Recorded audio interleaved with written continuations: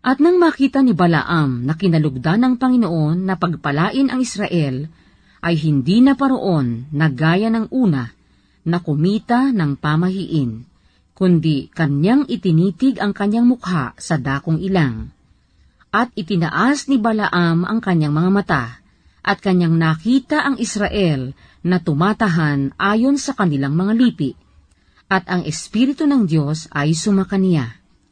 At kanyang ibinadya ang kanyang talinhaga at sinabi, "Si Balaam na anak ni Beor ay nagsabi," at ang lalaking napikit ang mga mata ay nagsabi, "Siya'y nagsabi na nakarinig ng mga salita ng Diyos, na nakakita ng pangitain ng makapangyarihan sa lahat, na nalulugmok at nakadilat ang kanyang mga mata.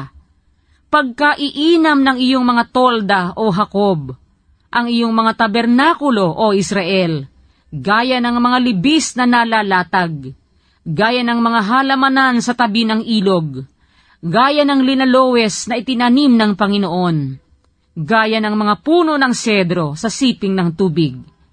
Tubig ay aagos mula sa kanyang pang-igib, at ang kanyang binhi ay matatatag sa maraming tubig, at ang kanyang hari ay tataas ng higit kay Agag, at ang kanyang kaharian ay mababantog.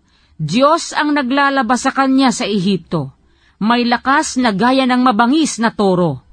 Kanyang lalamunin ang mga bansa na kanyang mga kaaway, at kanyang pagwawaray-warayin ang kanilang mga buto, at palalagpasan sila ng kanyang mga pana. Siya'y yumuko, siya'y lumugmok na parang leon, at parang isang leyong babae, sinong gigising sa kanya? Pagpalain nawa yaong lahat na nagpapala sa iyo, at sumpain yaong lahat na sumusumpa sa iyo. At ang galit ni Balak ay nagningas laban kay Balaam, at pinaghampas niya ang kanyang mga kamay. At sinabi ni Balak kay Balaam, "Tinawag kita upang iyong sumpain ang aking mga kaaway, at narito, iyong binasbasang totoo sila nitong makaitlo. Ngayon nga ay tumakas ka sa iyong sariling dako.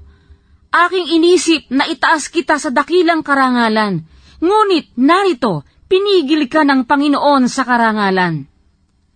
At sinabi ni Balaam kay Balak, "Di ba sinalita ko rin sa iyong mga sugo na iyong sinugo sa akin na sinasabi, kahit ibigay sa akin ni Balak ang kanyang bahay na puno ng pilak at ginto, ay hindi ko masasalangsang ang salita ng Panginoon, na gumawa ako ng mabuti o masama sa aking sariling akala?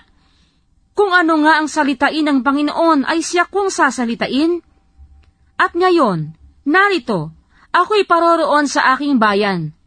Parito ka nga, at aking ipahahayag sa iyo ang gagawin ng bayang ito sa iyong bayan sa mga huling araw."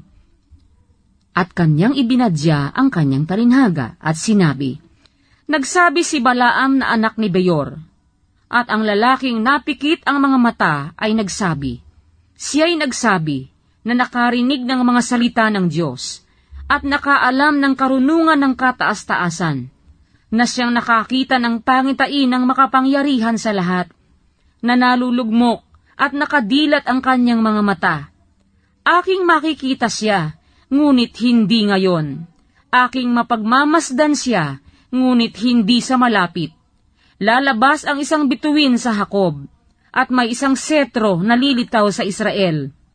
At sasaktan ang mga sulok ng Moab, at lilipulin ang lahat ng mga anak ng kaguluhan.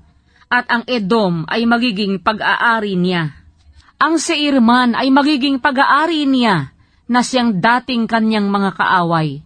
Samantalang ang Israel ay magpapakatapang, at mula sa Jacob ay magkakaroon ng isang may kapangyarihan, at gigibain niya sa bayan ang nalalabi. At kanyang minasdan ang Amalek, at ibinadya ang kanyang talinhaga, at sinabi, "Ang Amalek ay siyang dating panguna sa mga bansa, ngunit ang kanyang huling wakas ay mapupuksa."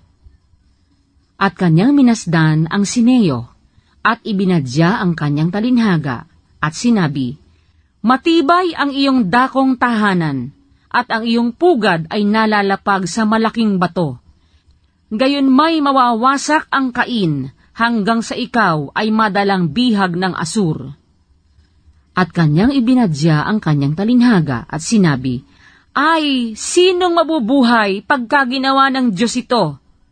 Datapwat ang mga sasakyan ay manggagaling sa baybayin ng Sitim, at kanilang pagdadalamhatiin ang Asur, at kanilang pagdadalamhatiin ang Eber, at siya man ay mapupuksa. At si Balaam ay tumindig, at yumaon, at bumalik sa kanyang sariling dako, at si Balak naman ay yumaon ng kanyang lakad.